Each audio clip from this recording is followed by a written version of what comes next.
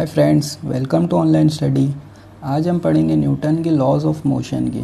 Newton ने 3 laws दिए थे अपने। सब लॉ अलग अलग है। फर्स्ट लॉ क्या है अपना? फर्स्ट लॉ के एग्जाम्पल देख लेते पहले। क्या है पहला? स्टैटिक। फर्स्ट एग्जाम्पल क्या है? Static object does not move without any application of force.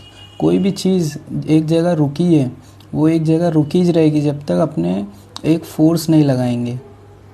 ये फर्स्ट लॉ है। और उसका और एग्जांपल देख लेते हैं। Force which is sufficient to lift a book from the table is not sufficient to lift the table. जैसे कोई भी फोर्स लगाती है बुक को उठाने के लिए, तो वही फोर्स सफिशिएंट नहीं है काहे के लिए? टेबल को उठाने के लिए उसके लिए ज़्यादा फोर्स लगाना पड़ेगा।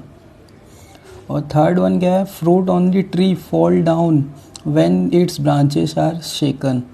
जो फ्रूट रहते हैं, फल रहते हैं, ट्री से गिरते हैं। कब गिरते हैं? जब उसके ब्रांचेस जब क्या करते हैं? वाइब्रेट होते हैं, शेकन करते हैं, तब वो फ्रूट गिरते हैं।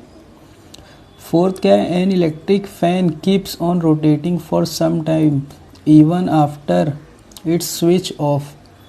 ये तो मालूम है सबको। जब तक फैन की बटन जब बंद करते हैं तब तक, और वो फ़ैन घूमते रहता है थोड़ी देर तक।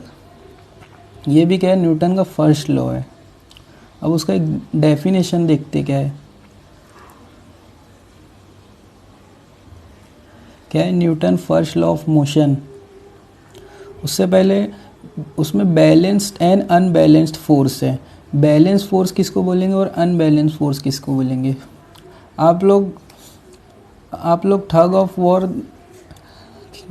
खेले होंगे। ठग ऑफ वॉर, उसमें क्या है? दोनों तरफ फोर्स अप्लाइड करते हैं। जो दोनों तरफ फोर्स अप्लाइड करते हैं और दोनों फोर्स इक्वल रहती है, उसको बोलते हैं बैलेंस फोर्स।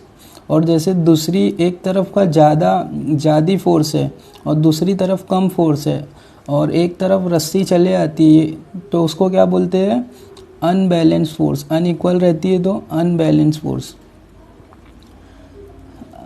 क्या है उसका definition? An object continues to remain at rest or in a state of uniform motion along a straight line unless an external unbalanced force act on it। क्या है? कोई भी चीज़ एक जगह पे रुकी है तो रुकी ही रहेगी जब तक अपन अनबैलेंस अनइक्वल फोर्स अप्लाई नहीं करेंगे तब तक। ये उस न्यूटन का फर्स्ट लॉ है। क्या है? कोई भी चीज़ एक जगह रुकी है वो अपनी जगह पे रुकी ही रहेगी, रेस्ट पे ही रहेगी जब तक अनबैलेंस फोर्स अप्लाइड नहीं करेंगे तब तक। ये हो गया न्यूटन का फर्स्ट लॉ। और उसका एग्जाम्पल क्या क्या है?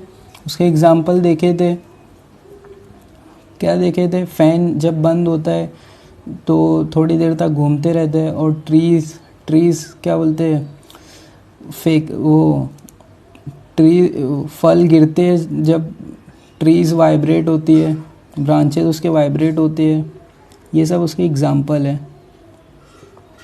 अब न्यूटन का सेकंड लॉ क्या है? Newton second law of motion, उसमें क्या है? मोमेंटम आता है एक। मोमेंटम क्या है पहले वो देख लेते हैं। मोमेंटम क्या है? Momentum the effect of one object striking on other object depend upon some mass of the former object and its velocity. कोई भी ऑब्जेक्ट दूसरे ऑब्जेक्ट से जब टकराएगा, स्ट्राइक करेगा, तो उसका वो किस पे डिपेंड करेगा? उसके मास पे और वेलोसिटी पे।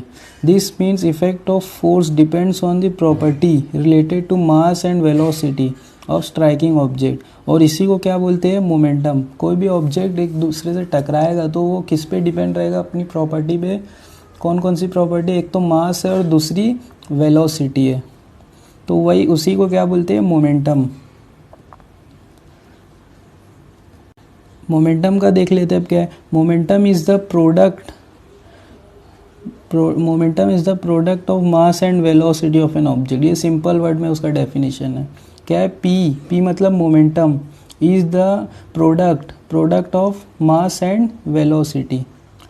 अब सेकेंड लॉ क्या है? The rate of the rate of change of momentum is proportional to the applied force and the change of momentum occurs in the direction of force is proportional to the applied force. force के proportional force के equal and the change momentum occurs in the और कहाँ पे change होता है direction of force. कहाँ पे force की direction है उधर पे.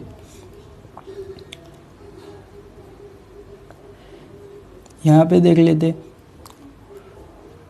Rate of change of momentum, change in momentum upon time. Change in momentum क्या है? M V minus M U, M V minus M U. V मतलब फाइनल वेलोसिटी एंड यू मतलब इनिशियल वेलोसिटी. तो M common है, M common लिए V minus U upon T, और V minus U मतलब क्या होता है? Acceleration A. अब क्या है? According to Newton second law of motion the rate of change of momentum is proportional to applied force. Newton का सेकंड लॉ क्या है? Rate of change of momentum क्या है? इक्वल किसके है? फोर्स के. तो M A is directly proportional to F. F is equal to proportionality sign हटाएंगे तो इक्वल टू की साइन आएगी, और कांस्टेंट के, के is the constant of proportionality, और उसकी वैल्यू क्या है? 1 है, तो उसको 1 लिख देंगे. तो इसी क्या है? F is equal to M ए.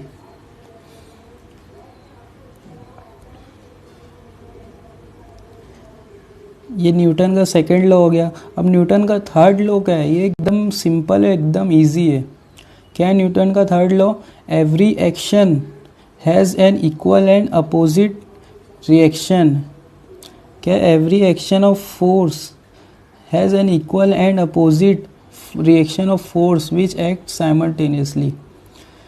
कोई भी एक्शन लगाएंगे उसका रिएक्शन होएगा क्या? साइमल्टेनियसली, तुरंत रिएक्शन उसका होएगा. उसका एकदम सिंपल एग्जांपल क्या है? जैसे रॉकेट है, रॉकेट में जब नीचे फोर्स लगेगी तभी वो ऊपर जाएगा ना. रॉकेट पे नीचे फोर्स लगाएगा एकदम ज़्यादा, तो उसकी अपोजिट रिएक्शन क्या रहेगा? तो वो ऊपर जाएगा रॉकेट. ये क्या है? न्यूटन का थर्ड लॉ है. यही एकदम सिंपल है न्यूटन के third law. Every action has an equal and opposite reaction which act simultaneously. Okay.